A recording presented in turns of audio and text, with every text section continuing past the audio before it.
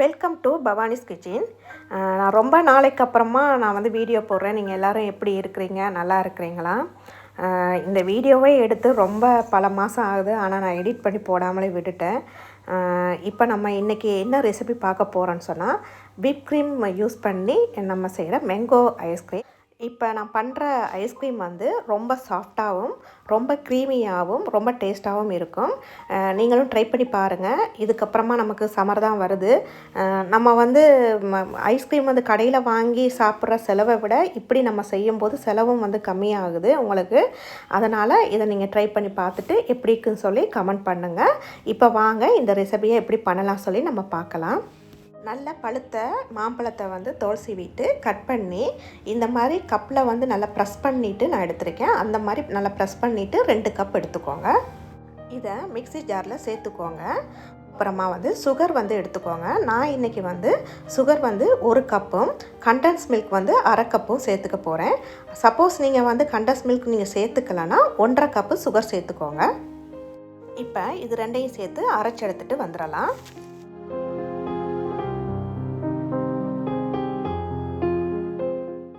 இப்போ இது இருக்கட்டும். நம்ம வந்து விப் க்ரீமை வந்து விப் பண்ணிட்டு வந்துடலாம். அதுக்கு ஒரு ட்ரையான பவுல் எடுத்துக்கோங்க.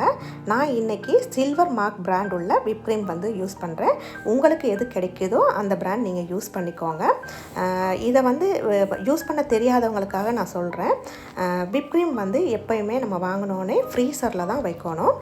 அது நீங்கள் ஓப்பன் பண்ணிட்டீங்கனாலும் அதை க்ளோஸ் பண்ணி நீங்கள் ஃப்ரீசரில் தான் வைக்கணும். நீங்கள் வந்து இப்போ அடுத்த நாள் நீங்கள் யூஸ் பண்ண போகிறீங்கன்னா அந்த ஃப்ரீசரில் இருக்கிற விப் க்ரீமை எடுத்து நீங்கள் வந்து ஃப்ரிட்ஜில் வச்சுருங்க. அதுக்கப்புறமா நீங்கள் வந்து எப்போ யூஸ் பண்ண போகிறீங்களோ அதுக்கு ஒரு 1 ஹவருக்கு முன்னாடியே வந்து நீங்கள் வந்து 1/2 hour to 1 hour அதுக்கு முன்னாடியே விப் க்ரீமை வெளியில் எடுத்து வச்சுருங்க. ஏன்னா விப் க்ரீம் வந்து கட்டியாக இருக்கக்கூடாது. அது வந்து நமக்கு வந்து பால் மாதிரி, அதாவது மில்க் மாதிரி இருந்தால் தான் நமக்கு வந்து விப் பண்ணும்போது கரெக்டாக வரும். அதுக்காக வந்து அந்த மாதிரி நீங்கள் வந்து எடுத்து வச்சுட்டு தான் நீங்கள் யூஸ் பண்ணலாம். நான் இன்றைக்கி 2 கப் விப் க்ரீம் வந்து எடுத்துக்கிறேன். விப் க்ரீமை ஓப்பன் பண்ணதுக்கப்புறமா நீங்கள் திரும்பவும் இந்த மாதிரி நல்லா டைட்டாக வந்து க்ளோஸ் பண்ணிவிட்டு ஒரு கிளிப் ஏதாவது இந்த மாதிரி போட்டுட்டு அதுக்கப்புறமா ஃப்ரீசரில் வச்சுடுங்க. ரொம்ப நாளைக்கு நமக்கு வந்து இது வந்து நல்லாயிருக்கும். நம்ம வந்து திரும்பவும் எடுத்து யூஸ் பண்ணிக்கலாம். விப் க்ரீமை விப் பண்ணிடலாம். அதுக்கு எடுத்தோடனே நீங்கள் வந்து அந்த 4 நம்பர் மாடலில் இருக்கும் இல்லையா, அதுக்கு நீங்கள் எடுத்துகிட்டு போயிடக்கூடாது. அதாவது ஃபாஸ்ட் அதுதான். நீங்கள் வந்து இப்போ 1ல் ஸ்டார்ட் பண்ணி கொஞ்சம் கொஞ்சமாக தான் நீங்கள் இன்க்ரீஸ் பண்ணி 4க்கு எடுத்துகிட்டு போகணும். எடுத்தோடனே ஸ்பீடாக நீங்கள் வந்து விப் பண்ணக்கூடாது. விப் க்ரீம் விப் பண்ணியாச்சு.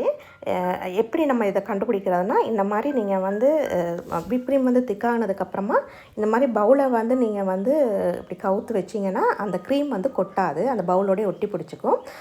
அந்த இதுதான் வந்து நம்ம கண்டுபிடிக்கிற பதம் வந்து. அதுக்கப்புறமா இப்போ நான் வந்து இதில் வந்து கண்டன்ஸ் மில்க் வந்து 1/2 கப் சேர்த்துக்க போகிறேன். நான் ஆல்ரெடி உங்களுக்கு சொன்னேன். அப்படி கண்டன்ஸ் மில்க் சேர்த்துக்கலைன்னா 1/2 கப் சுகர் சேர்த்துக்கோங்க.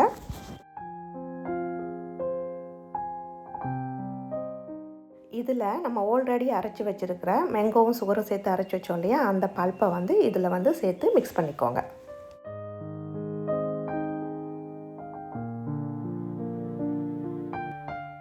இதில் மேங்கோ எசன்ஸ் வந்து 1/2 டேபிள் ஸ்பூன் சேர்த்துக்கோங்க. அப்புறமா வந்து விருப்பப்பட்டால் நீங்கள் வந்து கலர் வந்து சேர்த்துக்கலாம்.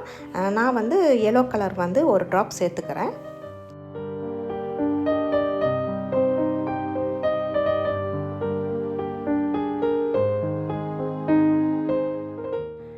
மிக்ஸ் பண்ணியாச்சு.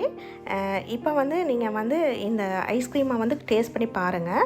உங்களுக்கு வந்து ஸ்வீட்டு சர்க்கரை வந்து போதலைன்னா நீங்கள் திரும்ப ஆட் பண்ணிக்கோங்க. ஏன்னா மாம்பழம் வந்து சில நேரத்துக்கு நல்லா ஸ்வீட்டாக இருக்கும், சில நேரத்துக்கு நம்ம வாங்குகிற மாம்பழம் வந்து ஸ்வீட்டாக இருக்காது. அப்போ நம்ம அந்த டைமில் வந்து நமக்கு இந்த ஐஸ்கிரீமோட டேஸ்ட் வந்து நமக்கு ஸ்வீட் வந்து போதலைன்னு நீங்கள் ஃபீல் பண்ணால் அந்த கலர் சேர்க்கும் போதே நீங்கள் வந்து சர்க்கரை எக்ஸ்ட்ரா சேர்த்துக்கோங்க. அது கரையலைன்னு சொல்லி நீங்கள் ஃபீல் பண்ண தேவையில்லை. ஏன்னா நம்ம வந்து இதை வந்து இப்போ நம்ம வந்து ஃப்ரீசரில் வந்து 8 to 9 hours வந்து நம்ம வைக்க போகிறோம். வச்சுட்டு திரும்பவும் எடுத்து நம்ம வந்து மிக்சியில் போட்டு நம்ம பீட் பண்ண போகிறோம். அப்போ நம்ம பீட் பண்ணும்போது நம்ம சர்க்கரை கரையலைன்னா கூட நம்ம வந்து அந்த பீட் பண்ணும்போது சர்க்கரை கரைஞ்சிரும். அதனால் இந்த டைமில் வந்து நீங்கள் கலரிங் சேர்க்கும் போது நீங்கள் டேஸ்ட் பார்த்துட்டு எக்ஸ்ட்ரா வந்து உங்களுக்கு சுகர் தேவைப்பட்டால் நீங்கள் ஆட் பண்ணிக்கோங்க. இதை வந்து இப்போ இந்த ஐஸ்கிரீமை பவுல் ஒன்றுக்கு மாற்றி நல்லா டைட்டாக மூடிட்டு குறைஞ்சது 8 ஹவர்ஸ் இல்லை நீங்கள் ஓவர் நைட் கூட விடலாம். அதை வந்து ஃப்ரீசரில் வந்து வச்சுருங்க. 8 மணி நேரம் ஆயிடுச்சு. இப்போ நான் ஃப்ரீசர்லேருந்து எடுத்து ஐஸ்கிரீமை திரும்பவும் 2வது வாட்டி பீட் பண்ண போகிறேன். இது ஆல்ரெடி நம்ம விப் க்ரீம் சேர்த்துருக்கிறதால நல்லா சாஃப்டாக தான் இந்த ஐஸ்கிரீம் இருக்கும். சாஃப்டாகவும் இருக்கும், க்ரீமியாகவும் இருக்கும். நீங்கள் வந்து இல்லை 2வது வாட்டி எனக்கு பீட் பண்ண தேவையில்லை அப்படின்னு நினச்சா நீங்கள் இப்போவே எடுத்து நீங்கள் சாப்பிட்டுக்கலாம். ஆனால் இன்னும் 2வது தடவை நீங்கள் யூஸ் பண்ணும் நல்லா பீட் பண்ணும்போது மிக்சியில் போட்டு நீங்கள் 2வது தடவை பீட் பண்ணி எடுக்கும்போது நீங்கள் வந்து ஐஸ்கிரீம் கடையில் வந்து வாங்கி சாப்பிட்ற மாதிரி ரொம்ப க்ரீமியாக ரொம்ப சாஃப்டாக வந்து இருக்கும். அதனால் நான் 2வது வாட்டி இன்றைக்கி நான் பீட் பண்ண போகிறேன். எனக்கு இன்றைக்கி 2 கப் விப் க்ரீம் யூஸ் பண்ணதுக்கு இந்த மாதிரி 2 டப்பா அளவுக்கு வந்து ஐஸ்கிரீம் வந்துச்சு.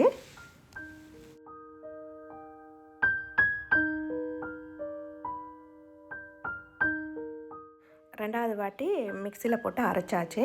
இப்போ உங்களுக்கு இதை பார்த்தாலே தெரியும் இந்த ஐஸ்கிரீமை வந்து உங்களுக்கு எவ்வளோ க்ரீமியாக இருக்குதுன்னு சொல்லி உங்களுக்கு பார்க்கும்போதே உங்களுக்கு அதை ஃபீல் பண்ண முடியும். இப்போ இதில் நான் என்ன பண்ண போகிறேன்னா கட் பண்ண மேங்கோ வந்து கட் பண்ண மாம்பழம் வந்து இதோட சேர்த்து மிக்ஸ் பண்ண போகிறேன். இது ஆப்ஷனல் தான், உங்களுக்கு தேவைன்னா நீங்கள் மிக்ஸ் பண்ணிக்கலாம். இது நான் நேற்றே எடுத்து நான் வந்து கட் பண்ணி வச்சதால் இந்த மாம்பழம் நல்லா பழுத்திருந்தது. அதனால் கொஞ்சம் குழஞ்ச மாதிரி ஆயிடுச்சு. நீங்கள் வந்து பீஸாக குட்டி பீஸாக கட் பண்ணி சேர்த்துக்கோங்க. இதுவும் சாப்பிட்றதுக்கு நமக்கு நல்லா தான் இருக்கும். இப்போ நான் இந்த மாம்பழத்தை சேர்த்து நல்லா வந்து மிக்ஸ் பண்ணிக்க போகிறேன். இதுக்கு வந்து ஹேண்ட் பீட்டர் தேவையில்லை, நம்ம வந்து கையாலே மிக்ஸ் பண்ணிக்கலாம்.